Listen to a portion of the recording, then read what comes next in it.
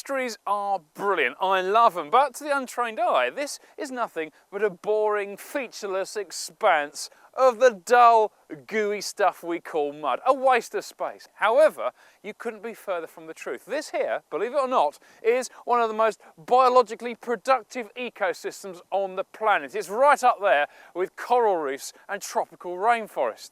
On the face of it, it's lacking a little bit of the colour and the excitement, but there is loads of wildlife here.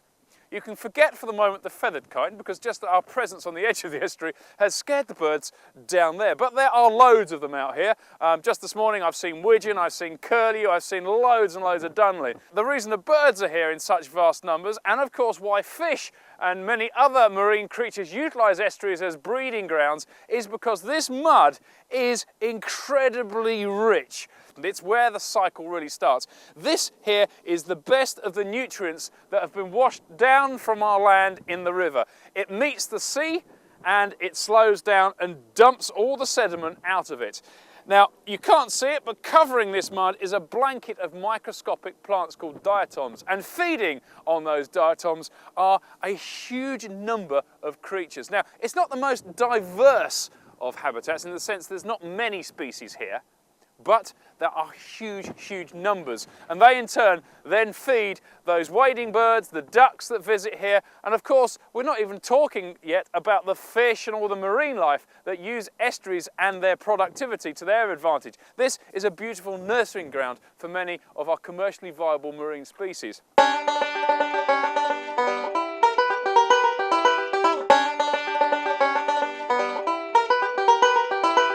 Just by levering the fork into the mud here, it exposes all these little bubbles and fizzings on the surface, and every single one of those bubbles and squirts is the burrow of some little creature, some animal's home.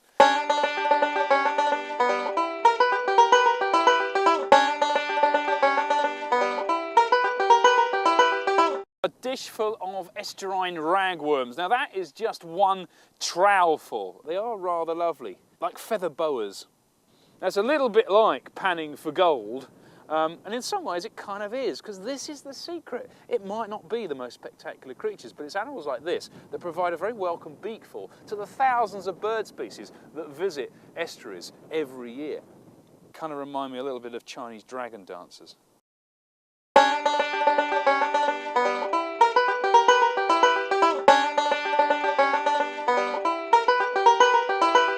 We have barely scraped the surface of this, the largest of our 133 estuaries. The Severn Estuary is incredible. Now, here's a little lesson in scale. Just think of the numbers, the countless hundreds of ragworms I have discovered in this one little area. And then multiply that by the number of forkloads of mud that you see behind me here. And you start getting an idea of the scale of an estuary like this. There's mud on the other side, there's mud for miles that way, and quite a few miles that way as well. It is vast.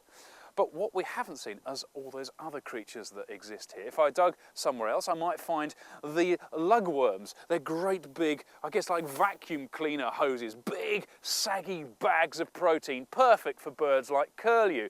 I might also, if I dug around in other places where it's maybe a little bit sandier, I might find little clams, little mollusks, things like peppery furrow shells or Baltic tellins, which exist in huge numbers. And they're the sort of things that, say, an oyster catcher might be probing for. And then one of my favourites, the little Corophian shrimp, Corophian volutata. Sounds like something from Buck Rogers, but these little tiny, they're only a few millimetres long, these little tiny crustaceans live in U-shaped burrows right on the surface of the mud. And if you're watching a redshank or a plover feeding, the slightly more visual hunters will be running, stopping, looking for a little foolish Corophian shrimp to wiggle his legs about on the surface. The bird spots the wriggle and goes in with a beak. And that's what they're doing over and over again between the tides.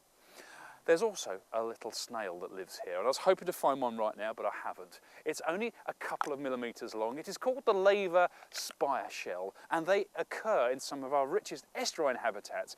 They live and graze on the diatoms that coat the surface of the mud in a metre squared. That's that, right? About that much mud, you could find, and you wait for this, 30,000 hydrobia snails. When you've got numbers like that, they might be insignificant in size, but they are incredibly valuable to all the other animals that utilise the estuary. We haven't even touched it. There's animals under the mud, there's animals under the water, and there's animals on top. This place is incredible and it's worth looking after. And it looks like I'm going to be here to stay.